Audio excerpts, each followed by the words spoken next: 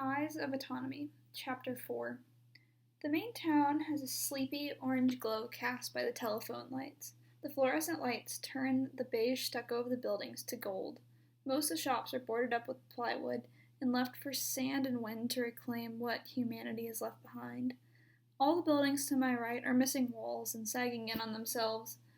They stand like ancient ruins of a civilization forgotten by time. The sand from the Mojave Desert has blown onto the street, coating the black asphalt, and no one bothers to sweep it off the road. It collects in piles against the adobe shops. Even through the sandy grime, there's so much more color out here than in the shielding, where everything was bleach white. One vacated shop catches my attention. The windows are still intact, and there's an old remnant of colorful clothing displayed in the window. I can picture myself in the yellow sundress that's on the dusty mannequin. It would look much better than these plain white shielding uniforms I'm still wearing. My eyes are blinded by the streetlight hanging above the road. It flickers like my chip from one color to red. Welcome to Wash Creek, California. The tan building behind the stoplight is the dog pound, where they keep lost animals, and next to that's Joe's Diners, as looks at the aging city. The only shops not covered in dusty plywood are Joe's Diner and a little place where they keep animals. The guard who broke us out lags several yards behind us, panting heavily from the sprint. Are the animals for food? I ask. Food, Lily laughs, teasing her hair with her fingers. Not unless you eat dog. What are they for, then? They're like pets, like friends. How could a different species be a friend? Lily and Az are more peculiar than I thought. I stop walking and stare at my reflection in the diner glass. I notice my eyes are blue, which looks unnatural with my black hair, so I change them to brown. Where to next? An old abandoned house by the river. That's where we'll remove the chip and fly out tomorrow. I think this is where we have to part, the guard says. Until now, I couldn't make out his features, but he's a tall, middle-aged man with gray balding hair and a round stomach. I don't think he's actually one of the guards. I would have remembered him if he was. I know most of the guards by name growing up with them. You're not flying back to Texas with us, Az looks puzzled. There's much work to be done here. What's your name? I can't help but ask. You'll learn later. He winks at me and turns away from us. A Texas spy? I ask Az. Hardly. He laughs a little. That's Harv. He's an overglorified double agent. Why did he help us? I ask as Harv disappears behind an alleyway between a couple abandoned stores. We paid him off. Az waves to us to come and follow as he starts walking down the street. Where are we flying to tomorrow? My mouth goes dry from running. Az begins to answer when a sound of keys falling to the ground gets our attention. We stop in the middle of the street and look around. The town seems dead. It's too late for people to be out. After a moment of silence, we walk a bit faster. I bet it was just Harv, but let's get out of here. Az clears his throat. The DCB was preparing to send you on a mission to Texas to take care of those who survived the war, but I wasn't going to let that happen. You're a Texan. That's why you broke me out. I feel the edge of my dull blade. I don't want to go back to the shielding. I'll be reassigned for sure now, but I can't go with a Texan. He pulls his finger to his lips, gesturing me to shut up. My knees feel weak as I imagine what the Grandmaster will do when she finds I not only ran off, but I ran off with the enemy of the state.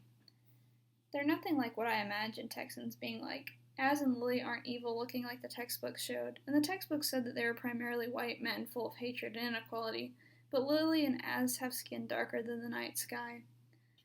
I know that it isn't the only thing the state hid from us. The instructor never informed us of how bad the war between us and them was, but this town looks like it's seen the long after effects of a war. The adobe siding of the building is scarred with bullet holes, and almost every window is smashed out. My heart rate increases to the point of sounding like a jet engine in my chest. I can't afford to draw my sword, not on Lily, who's young and innocent, and not even fully self-aware, and not on Azariah, who stood up to Ross. He could have walked on, he could have killed me and washed his hands of the issue. I can't see his strategy in keeping me alive if I'm a threat to his well-being. Once we remove the chip, you may be on our side. Come on, we'll remove it in the safe house. My lip almost curls into a smile as I think about not having to go to sparring class tomorrow, and it almost makes me forget that I've just joined signs with the enemy. Az walks with his shoulder back and his head held high. His hands stay firmly at his side, clenched into a fist. Where are you from? I finally ask. Originally a shielding in North Dakota. I was a little worried about coming here with the heat, but it's winter, so it should be okay, he replies. He escaped his shielding when the DCB forced him to do something immoral, but he doesn't specify what it is, and I don't really bother investigating. That's why he fled to the rebels, who took him in. Lily isn't his biological sister, but they escaped together, and they live as siblings with an old war widow who adopted them. As we turn onto a dirt road leading to the river, he paints a vivid image of what Texas is actually like. He owns a 40-acre plot of land he farms and raises goats on. He tells me the wildflowers coat every inch of green in the spring, and that people down there live on their own property that the government has no control over. Freedom. In central Texas, there are beautiful rivers and places to camp. It sounds like a place I could disappear.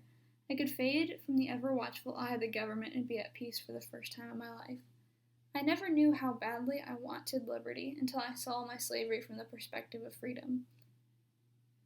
I could have a farm, raise livestock, maybe even make friends with the different species, as Lily was talking about. The safe house is a one-room wooden shack on the banks of a stream. Inside are 2 beds and a hot plate for cooking, set on a metal suitcase. The wooden shed is so run down, there are no floors, just the dirt under our feet. Lily retrieves the case and opens it. The bag is loaded with high-tech equipment like computer chips and what looks to me medical syringes and scalpels. Our first order of business is to remove the tracker.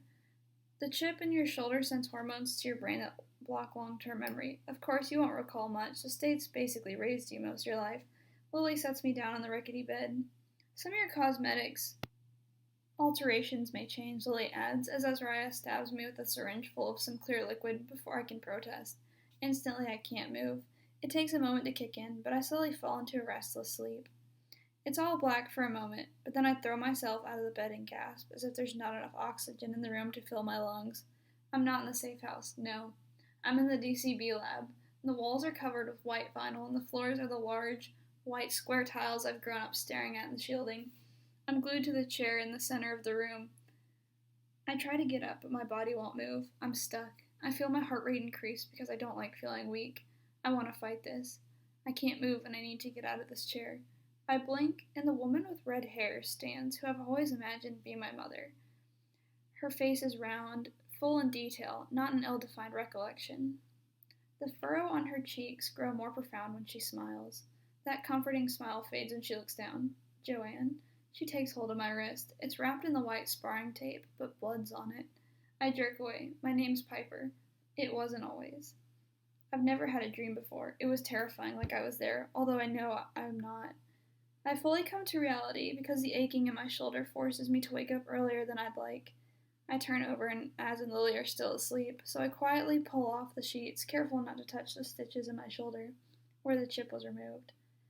The sheets are stained with a bit of blood. That must be the cause of the dream. I struggle to push the multitude of memories that begin to flood in my mind as I sit on the edge of the bed. My name was Joanne Cohen, and I can see the image of my mother now. Other than that, I remember the labs, the injections, and the radiation treatment that turned me into the state's weapon. I sneak past Az and Lily and wash my face in the murky stream, once a river before the sun became so overbearing. The sky is alive with shades of yellow and orange, and the sun hides just beyond the horizon.